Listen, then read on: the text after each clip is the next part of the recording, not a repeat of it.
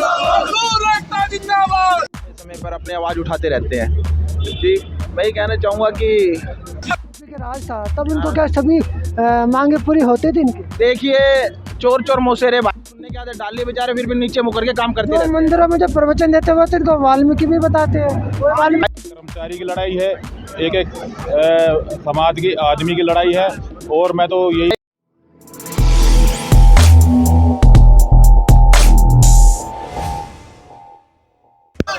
मजदूर एकता जिंदाबाद जिंदाबाद जिंदाबाद, मजदूर एकता जिंदाबाद जिंदाबाद जिंदाबाद, निगम प्रशासन मुर्दाबाद मुर्दाबाद मुर्दाबाद, निगम प्रशासन मुर्दाबाद मुर्दाबाद मुर्दाबाद, केजरीवाल मुर्दाबाद।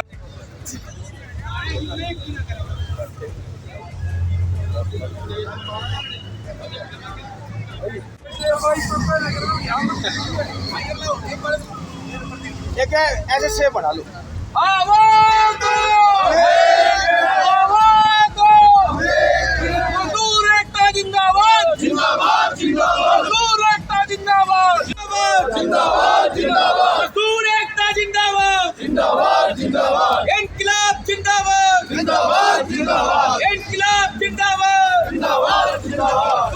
बताना चाहोगे कर्मचारी हड़ताल पे? हाँ जी ठीक है, करनी चाहिए। कोई हमारे कुछ नहीं मिल रहा कर्मचारियों को, ना सफाई के लिए ना कोई सुविधा है इनके लिए, और ये करना चाहिए इन्होंने। एक बात हो सर, रोड पे तो कभी न्याय मिलता नहीं ना, कोर्ट में जाओ न्यायपालिका में जाओ तो हाँ ये बिगर कोर्ट के न्यायपालिका के बिगर कुछ नहीं मिलेगा।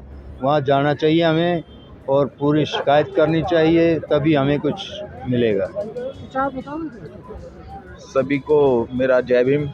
सबसे पहले मैं आपके चैनल का धन्यवाद करना चाहूँगा विजय जी, जो आप हर जगह दुख सुख में हर जगह बराबर अपने समय निकाल के खड़े होते हैं, और कहीं भी शोषित वर्ग के लिए कहीं भी कोई अन्याय होता है तो आप बराबर अपना समय समय पर अपनी आवाज़ उठाते रहते हैं।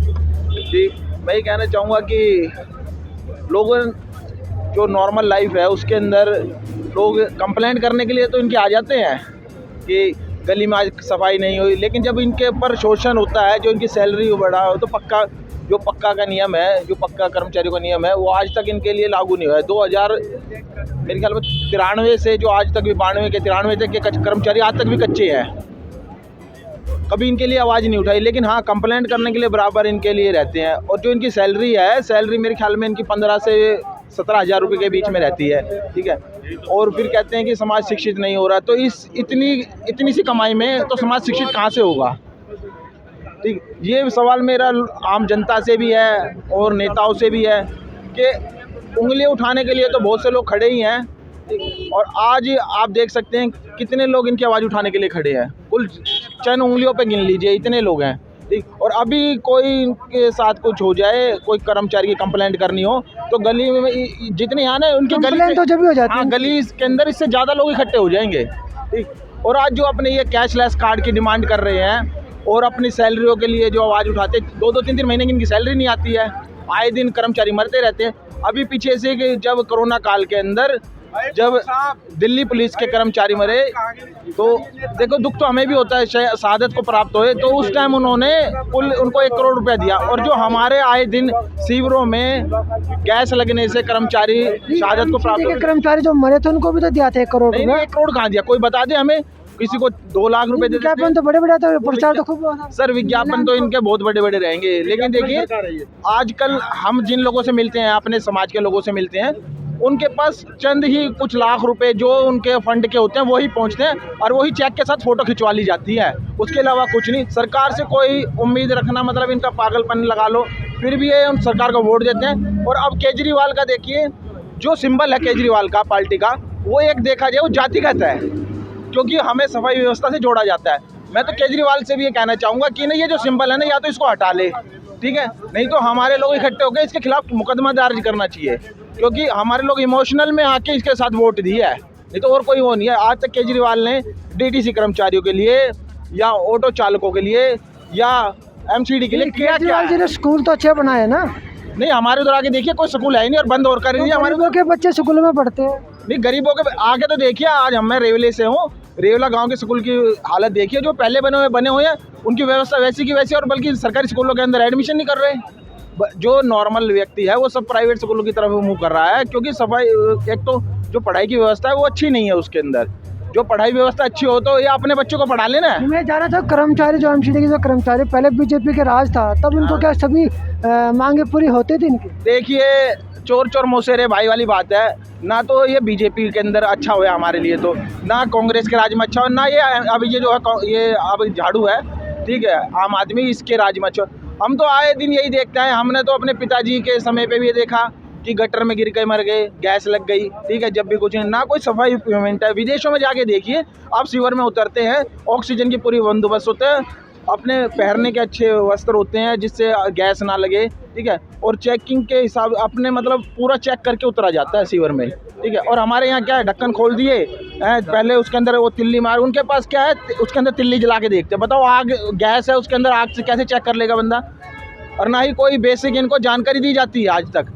कोई मेरे को बता दे, कोई कर्मचारी इनको कोई ट्रेनिंग दी गई हो, या कोई भाई सीवर में उतरने से पहले बड़े बड़े स्विमर हैं, अब देखिए उनको कितने दिन ट्रेनिंग के लिए लगते हैं, और इनको बस बेचारी अपने ना ये जो गुर्दा है ना उसके दम पे उतर जाते हैं सीवर में और अपनी मौत से खेलते हैं। ये कहते हैं ना वहाँ बॉर्डर पे लड़ रहे हैं, ये आए दिन बॉर्डर से ज़्यादा खतरनाक काम ये कर रहे हैं। बॉर्डर पे तो कभी सालों में, आप 72 के बाद तो लड़ाई है, 99 में हुई है, कितने सालों में लड़ाई होती है, तो आए दिन लड़ाई लड़ रहे हैं, ठीक। और दूसरी बात, कुछ लोगों का ये भी मानना रहता है कि भाई ये लोग अशिक्षित रहते हैं। मैं बताऊँ, ये 5 बजे घर से निकलते हैं, 5 बजे 6 बजे ड्यूटी पे पहुंचते हैं। स्कूल का टाइम होता है 7 बजे का, सुबह 7 बजे के अंदर। ये बताइए, जब ये लोग ड्यूटी पे हैं तो इनके बच्चों को कौन शिक्षा देगा? फिर ये 4 बजे घर पे पहुंचते हैं, उस दौरान में बच्चे क्या कर रहे हैं? इनके लिए कोई शिक्षा का स्पेशल कोई बंदोबस्त नहीं, ना तो इनको, ना देखो कोई महिला गर्भवती होती है, सबको 2-2, 3-3 महीने की छुट्टियाँ मिलती है। आज तक मेरे कोई महिला बता दे कि गर्भवती महिला को 2 महीने की छुट्टी मिली है।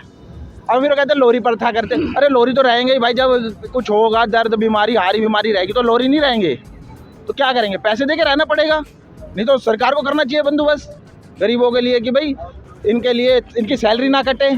अब बेचारे आधी सैलरी उनको देते हैं, खुद पेट में घेरते हैं। और ये कहते हैं ना कि भाई ये लोरी प्रथा वाले जो ये काम नहीं करते एमसीडी के कर्मचारी, मेरे को ये बताइए, ऊपर तक का पूरा ही रैकेट है ये, ठीक है। जो काउंसलर है वो मिली भगत होती है, काउंसलर को पैसे जाते, नहीं तो कोई मना कर दीजिए नहीं जाते, ठीक। जो दरोगा उनको उगा के देता है, इंस्पेक्टर उनको उगा के देता है, डीसी तक सारे पैसे जाते हैं। नहीं तो एक कर्मचारी की 50-60 हज़ार रुपये सैलरी में ये फॉर्चूनर लेके घूम रहे हैं, ठीक। इनके प्लॉट देख लीजिए, ठीक। तो ये इन कर्मचारियों की गलती नहीं, ये तो बेचारे, आज आप एक सफ़ेद कपड़े पहन के इनको ना गली के अंदर खड़े हो जाइए, कोई व्यक्ति कुर्ता पजामा पहन के गली में खड़े हो जाइए, बेचारे सारे डर जाते हैं, सारे सांप आगे। इनको ये भी नहीं पता, मेरे भाइयों को, तो मेरे भाई हैं, कि ये सांप कौन सा है। बस उनको कह दे ये कर दे, ये नाली काटी ने, कूड़ा नहीं उठा, और गाली और देते हैं, साले कूड़ा नहीं उठाया तूने, ये बेचारे हाँ जी साहब जी उठा देंगे।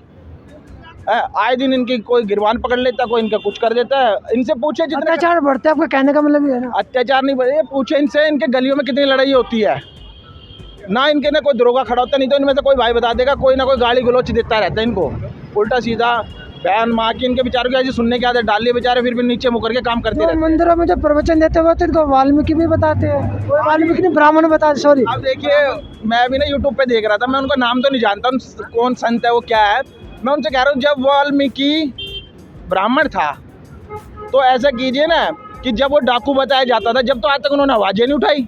जब वाल्मीकि को डाकू बता रहे थे सोशल मीडिया पे, ये इन्हों के ही संत उठा रहे थे। आज हमने लड़के वाल्मीकि भगवान के मान सम्मान के लिए अपनी जान कुर्बान किया हमारे पूर्वजों ने, आज वाल्मीकि ब्राह्मण हो गया। चलो वाल्मीकि ब्राह्मण हो गया, हम पूछ रहे हैं, जब भगवान सब बराबर है तो रोटी बेटी का रिश्ता कर लीजिए, जो ब्राह्मण हमसे रोटी बेटी का रिश्ता कर लीजिए। लेकिन हाँ, जब रोटी बेटी का रिश्ता नहीं, वो सिर्फ वाल्मीकि को ही लेना चाहेंगे कि हमारे वाल्मीकि मिल जाए। ऐसा थोड़ी है कि एक चीज़ मिल जाए, देखो दुख के साथ सुख भी आता है, तो ऐसा नहीं है कि भाई सुख ही सुख रहेगा, तो भाई हमारी गंदगी भी तो लें, ठीक है। इसी बात में अपनी वाणी को विराम देना चाहूँगा। ये बताओ सर, कमी कहाँ पे आ रही है? जो इतनी सारी बातें इन्होंने बताई, ये बता देंगे सर ये बताइए कमी कहाँ पे आ रही है जो उनके अधिकार छीने जा रहे हैं? सॉरी, कमी कहाँ पे आ रही है जो उनके अधिकार छीने जा रहे हैं इनके सफाई कर्मचारियों की? कमी कहीं नहीं है, कमी सिर्फ एक इच्छा शक्ति की है।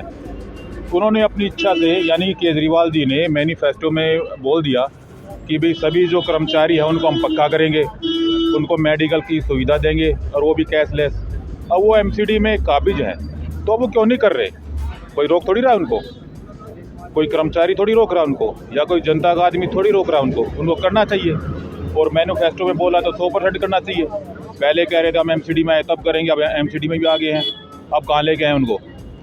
तो मैं तो यही कहता हूँ उनको ये काम करना चाहिए। और ये एक आदमी की लड़ाई नहीं है, ये एक एक कर्मचारी की लड़ाई है, एक एक समाज के आदमी की लड़ाई है। और मैं तो यही सबसे कहना चाहूँगा कि सभी मिलजुल के अपनी मांगों को लेकर आगे बढ़े, एकता के साथ आगे बढ़े। धन्यवाद। ये तो सभी सफाई कर्मचारी इन्होंने अपनी बातें रख दी, मांग रख दी, तो मैं विजय कुमार पुनिया, मुझे दीजिए इजाज़त। धन्यवाद।